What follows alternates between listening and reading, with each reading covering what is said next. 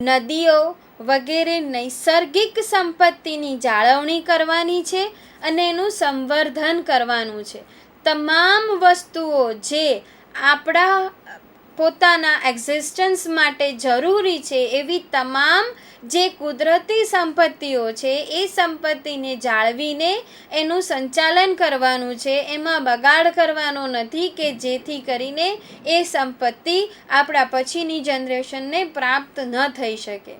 ત્યારબાદ જે નેક્સ્ટ આપણી મૂળભૂત ફરજ આવે છે તે પ્રમાણે to develop the scientific temper, I am repeating, to develop the scientific temper, humanism and the spirit of inquiry and reform.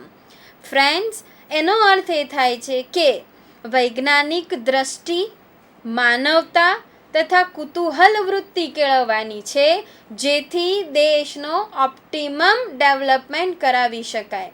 This is enumerated under clause H of Article 51 capital A. The next fundamental duty as prescribed under I is, it is the duty of each and every citizen of India to safeguard public property and to abjure violence. એ દરેક નાગરિકની ફરજ રહેશે કે એણે જે પણ જાહેર મિલકતો છે, જાહેર સંપત્તિ છે એનું રક્ષણ કરવાનું છે અને ટુ એબ્જોર વાયોલન્સ એટલે કે હિંસાનો જ્યાં સુધી ઉપયોગ ઓછો થાય ન થાય એ જોવાની ફરજ છે. To abjure means to remain away from that particular thing or incident. તો જ્યારે પણ એવું લાગે કે અહીંયા હિંસા થવાની છે તો દરેક નાગરિકની ફરજ છે કે એને રોકવાની છે. આવા કોઈ પણ હિંસાત્મક પગલાંથી રાષ્ટ્રની સંપત્તિ નાશ પામી શકે છે.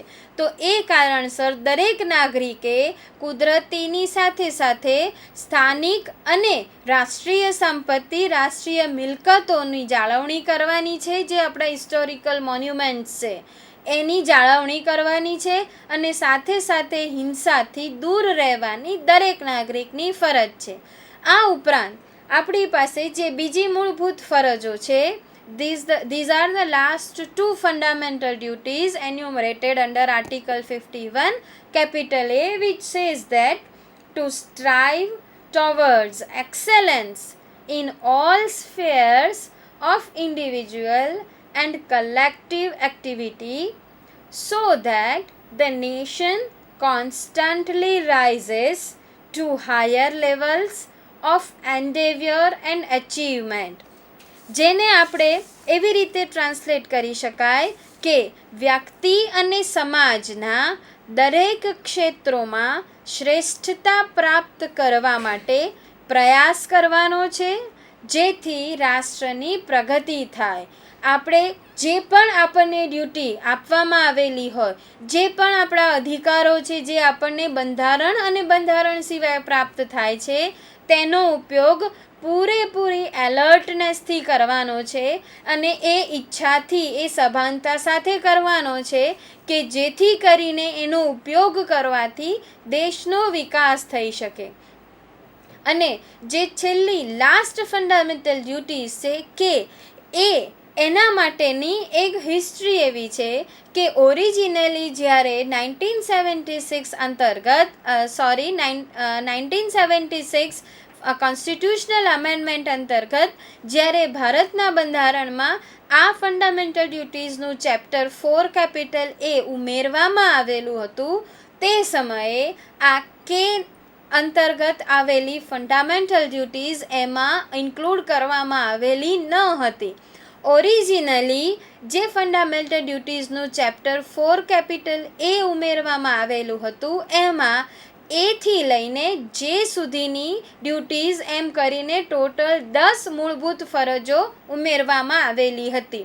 પરંતુ ત્યારબાદ બદલતા સમાજ અને વિકાસની જરૂરિયાતો જોઈને ભારતના બંધારણમાં in the year of 2002 by way of 86 amendment આ પોઈન્ટ કે ઉમેરવામાં આવેલો છે અને આ પોઈન્ટ કે આ રીતે was inserted in the constitution's part 4 capital A by way of Constitutional 86 Amendment of the year 2002, which provides sub-clause K, which says that who is, now this duty is particularly put on the shoulder of parents and guardians who are the citizen of India. ભારતના નાગરિક એવા જે કોઈ પણ માતા પિતા છે અથવા તો વાલી છે તેમના શોલ્ડર ઉપર આ ડ્યુટીનો બોજો મૂકવામાં આવેલો છે. આ ફરજ જણાવે છે કે the citizen who is a parent or Guardian to provide opportunities for education to his child or, as the case may be, ward between age of 6 and 14 years. એનો અર્થ એ થાય છે કે આ મૂળભૂત ફરજો એ એવા નાગરિક, વાલી અને માતા પિતા ઉપર મૂકવામાં આવેલી છે કે જેમણે પોતાના બાળકોને અથવા તો એમના જે લોકોનું એ ગાર્ડિયન છે તેવા બાળકો કે જે 6 થી 14 વર્ષની અંદર આવે છે તેવા બાળકોને એજ્યુકેશન પૂરું પાડવાનું છે અને એ માટેની એમને તક આપવાની છે. એટલે કે શિક્ષણ પૂરું પાડવાની પોતાના બાળકોની અને પોતે જેના ગાર્ડિયન છે તેવા બાળકોની પૂરું પાડવા માટેની આ ફરજ એ પેરેન્ટ્સ અને ગાર્ડિયન ઉપર મૂકવામાં આવેલી છે. ફ્રેન્ડ્સ, આ જે ફંડામેન્ટલ ડ્યુટીઝનું જે આપણી પાસે 11 જુદી જુદી ડ્યુટીઝ છે એ ડ્યુટીઝનું લિસ્ટ મેં આપની સમક્ષ રજૂ કર્યું.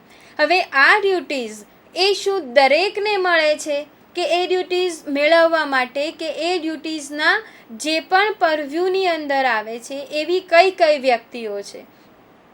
આ જે article 51 capital A which prescribes fundamental duties which starts from it is the fundamental duty of each and every citizen.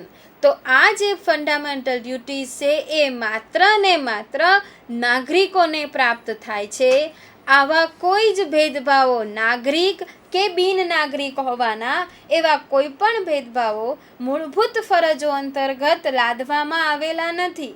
જે ભેદભાવો મૂળભૂત અધિકારો અંતર્ગત રાખવામાં આવેલા છે, for example article 14, article 19, to some extent article 21, આવા જે મૂળભૂત અધિકારો છે આ અધિકારો એવી જ વ્યક્તિઓને પ્રાપ્ત થાય છે જે વ્યક્તિઓ ભારતની નાગરિક છે અંડર આર્ટિકલ 14, 21 અને આર્ટિકલ 19ના જે મૂળભૂત અધિકારો છે તેની હું વાત કરું છું.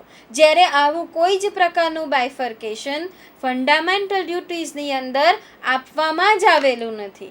તો ફંડામેન્ટલ ડ્યુટીઝ કોને પ્રાપ્ત થાય છે? Fundamental duties, my student friends, they are available to the citizens of India only. આ જે બાબત છે તે આ રીતે દર્શાવી શકાય છે. This provision creates obligation on the citizens of India only.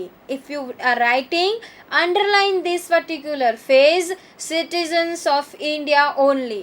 Unlike some fundamental rights. Which are these fundamental rights which are available to citizens?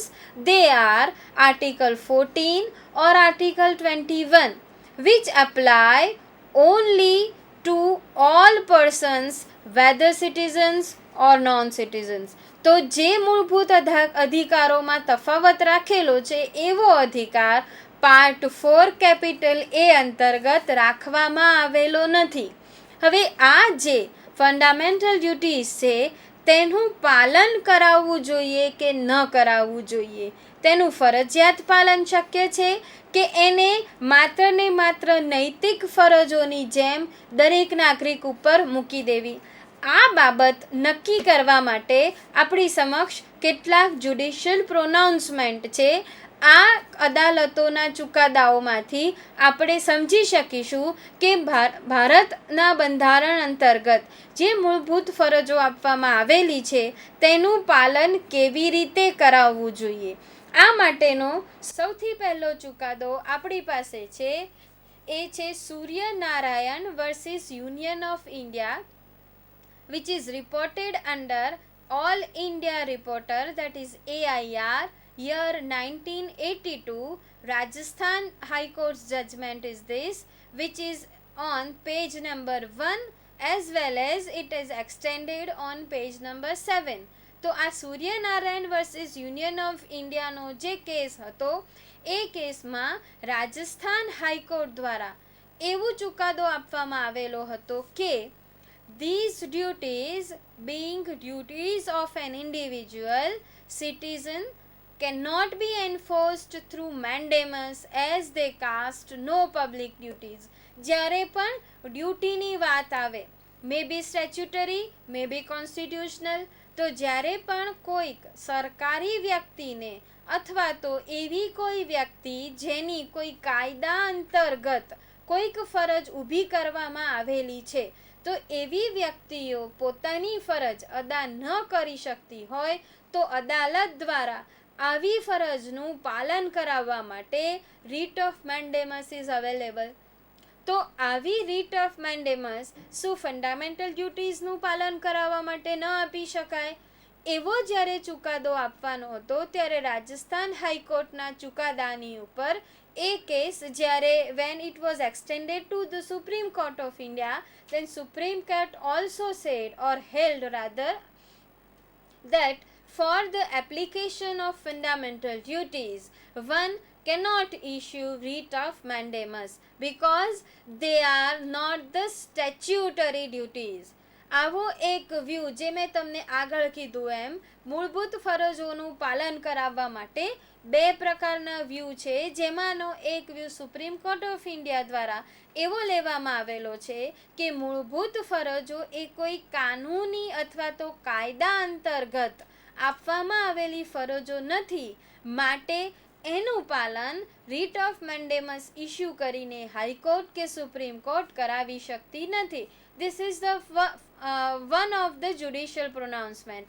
આ જ બાબતમાં આપણી પાસે એક બીજું જ્યુડિશિયલ પ્રોનાઉન્સમેન્ટ છે કે જે અંતર્ગત મુંબઈ કામગર સભા વર્સેસ અબ્દુલભાઈ, આ કેસની અંદર AIR 1976 supreme court page number 1455, જેની અંદર વળી પાછો એક વ્યૂ એવો એક્સપ્લેન કરવામાં આવેલો છે કે the duties which means the fundamental duties can be promoted by constitutional means.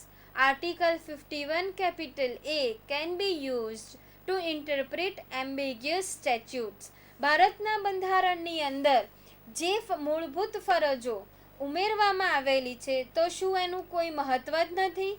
જો એનું ફરજિયાત પાલન ભારતના કાયદાઓ ઘડીને કે ભારતના નાગરિકો પાસેથી કરાવી જ ન શકાતું હોય તો એનો ઉપયોગ શું, એનું મહત્વ શું?